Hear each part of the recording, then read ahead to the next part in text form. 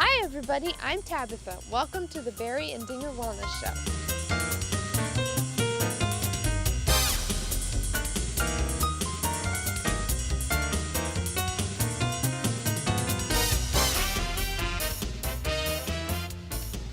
Hey, welcome to the Barry and Dinger Wellness Show. I'm Barry, this is Dinger. Hello. And we've got a great show lined up for you today. We're going to talk about GMO food. What does that mean? I know you've seen it on TV, you've seen it in the magazines, and we decided, hey, we want to talk about it. We want to find out what exactly that is. And we've got an exciting guest. Sitting with me is Liat I'm a dietitian, a registered dietitian, and a licensed nutritionist, Florida licensed nutritionist and dietitian. I've been consulting individual as well as group to manage their health through healthy nutrition.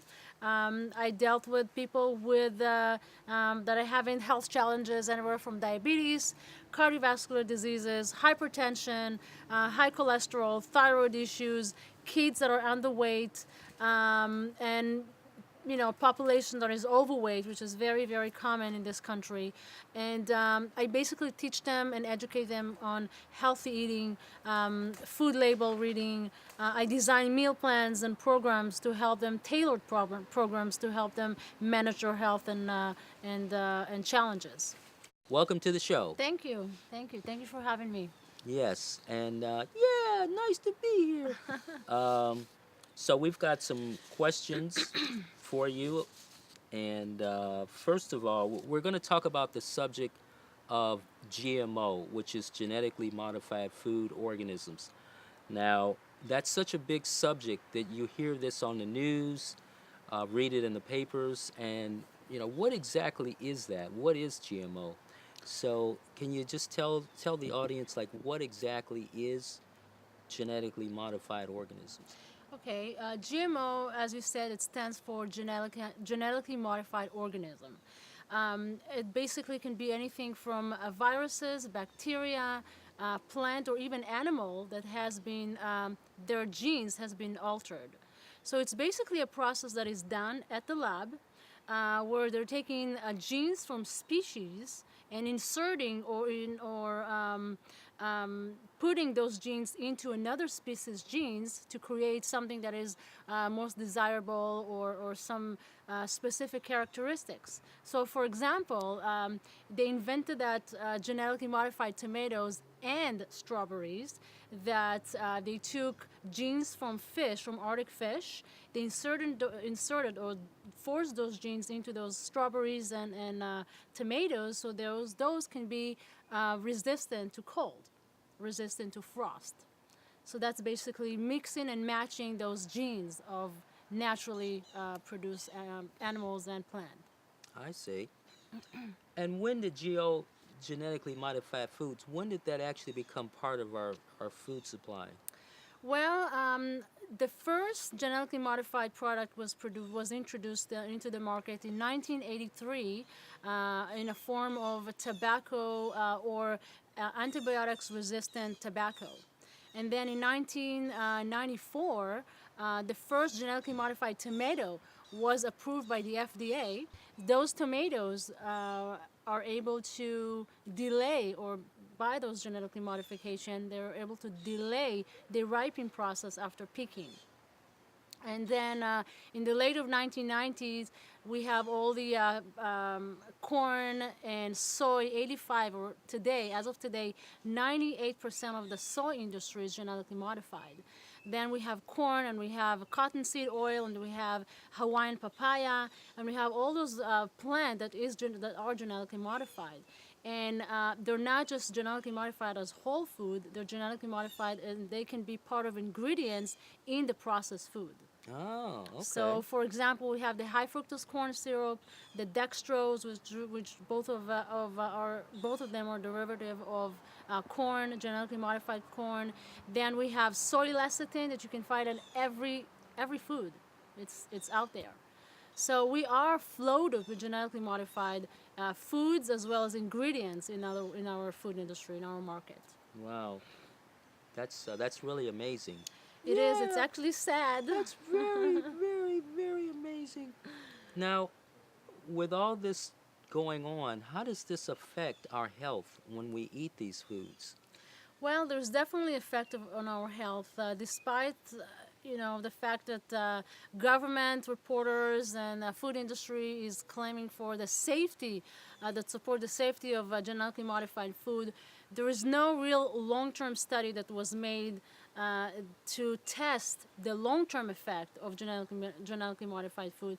In fact, few researchers show or linked the genetically modified food with a lot of allergies, food allergies, and all kinds of different allergies. Also, reproduction problems, infertility, and even cancer. Now, if you think about it, genetically modified food is something that was never created by nature. It's Yes. something that was made in the lab. Yes. So our bodies, the human body, is incapable of recognizing those foods as real foods. So what happens?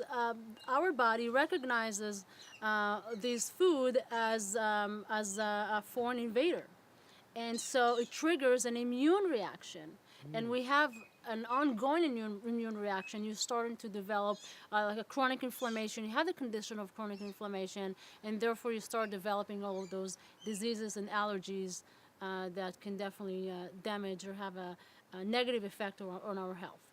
Wow. Amazing. Amazing. It is. And what how does somebody know? How do you know if the food has GMO? Genetically modified. Yeah, how would you know that? Well, it's hard to know. Today we have a wonderful, it's called a non-GMO project, that they are fighting for labeling food that is GMO. We also, it's very important to know, even for parents and for children and for everybody, it's very important to know how to recognize and what are the food that are mostly genetically modified. And I noticed that before. One of them is soy.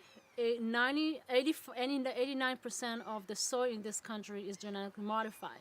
61% of corn in this country is genetically modified. We have the cottonseed oil. We have the papaya, the Hawaiian papaya. We have the alfalfa. We have the sugar beets that is found in almost every a lot of foods, kids' food. And so to know those foods that are highly genetically modified or have the tendency to be genetically modified. Also, the way to recognize it now, because the non-GMO project is pushing and fighting to achieve labeling of GMO food. Look for the label. Look for the food that is labeled as non-GMO. Also, to be able to find food that is not GMO, focus on 100% organic.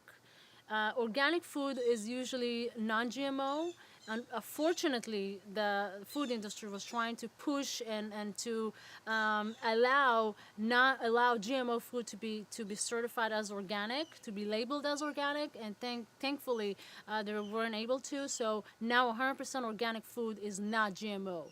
So if you go shopping for your kids or for your family, look for the label non-GMO and look for the label 100% organic. Also, if you focus on whole foods usually it's a real food. It's not a processed food. So you're eliminating the chances of having ingredients that will be genetically modified, such as high fructose corn syrup, such as dextrose, such as soy lecithin, that are genetically modified. Wow.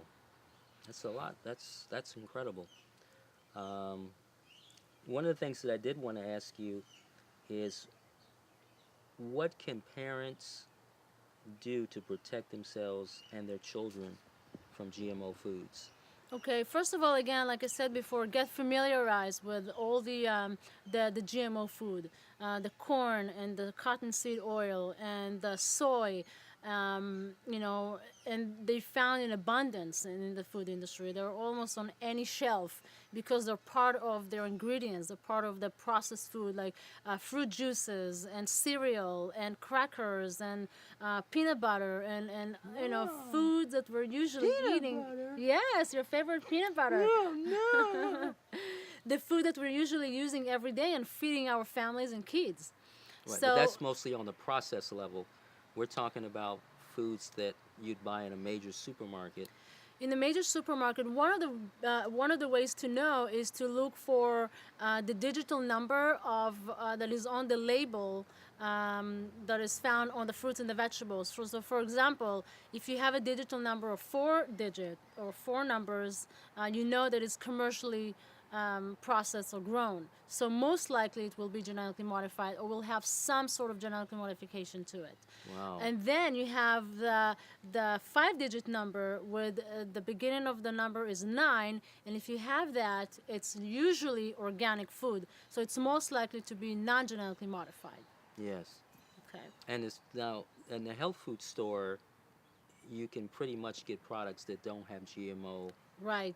Right. Yes, but you won't be able to know unless you have the label on it, unless the label says non-GMO. So one food product that comes to my mind right now is the tofu that is made out of soy. But some of them at the health food store, even at the just the general grocery store, they have non-GMO tofu. Yes. So the label is right there. Yes. The GMO level, we know that it's growing at an enormous rate. Right. And, I feel, and you would know better than me, that most of the products in the supermarket are GMO right now. Right. And so if you're shopping at a supermarket, you're really putting your health at risk. Years ago, it used to be a necessity, or not a necessity, it was a luxury actually, to eat organically. Today, it's a necessity because of the way the food is grown Right. today. And we no longer can eat the processed foods because there's no nutrition in that food. Um, it's basically like eating cardboard. Um, so we want to make sure that when we're eating something, that it does have the nutrients, it has the minerals, it has the vitamins that we need, because most of the people now are malnourished, eating the fast food, eating the processing, the preservatives, the chemicals that are in the food. There is actually no nutrition in the food.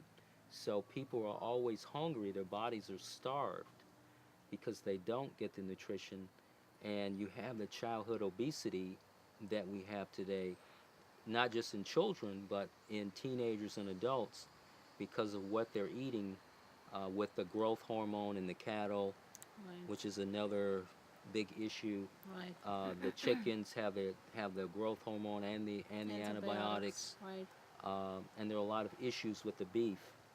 So Yeah, if you let me interrupt. If you think about it, the the plant and what they're feeding the animals is already depleted. The soil is already depleted, and now they're introducing the genetically modified crops and the foods to the animals that is already very depleted. It's actually I found that between 80 to 90%.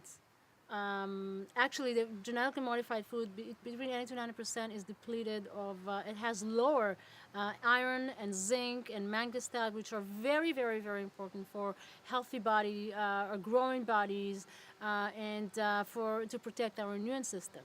So the animals are fed this kind of food, and then we're eating those animals, which are already very depleted. So we don't really have any other sources of getting those nutrients other than real food and real plant. do you see a change occurring with that? I mean, is there, because it's growing astronomically right now, and if it continues, then you're going to see a lot more health crises with people's health. Right. Yeah, in my practice, what I see is people that are coming with a lot of food allergies. Even, they become allergic to anything, even basic fruits and vegetables like organic lettuce or apples or something that is naturally produced by nature. So I think that we're becoming more immune challenged because of this genetically modified food. You are mixing and matching genes. You're messing with nature, Mother Nature. So you don't know what kind of protein. If you're mixing pig with with the bacteria. You don't know necessarily what is the end result and how it's going to affect our health. You could create so many toxins and so many things that can damage cells. Therefore, one of the studies actually linked cancer to genetically modified foods. So I definitely think that we have a health crisis here, and if you look, and since the late 1990, since the genetically modified food came aboard and became so popular, we have more and more diseases, more and more food allergies, more and more just general allergies, and it's definitely something that we have to stop, and we have to make more and more people aware of. And again, there is a wonderful website, a wonderful reference to go to. It's called the Non-GMO Project. If you go online, you'll have a list of hundreds of different products that are non-genetically modified. And you have all the information, frequently asked questions, all the information that you will ever you can think of to get answers about genetically modified food and the effect of genetically modified food on health. How can our viewers reach you if they want to get in contact with you? Well, they can. I have a website. It's called www.bewellnutrition.com. It's B as the bumblebee, BEE, well, nutrition.com. They can contact me via email or phone. My phone number is 727-735-4473. And just search for nutritionist, dietitian, in the Dunedin, Clearwater area or Tampa Bay area, and my profile will come up, and then you can view my profile. So it's always better to go natural, go organic. So I really want to thank you for coming on the show. We're going to have her back again. And Dinger, you want to say anything? Yeah, thanks for coming on the show. We'll see you next time on the next Barry and Dinger Wellness Show.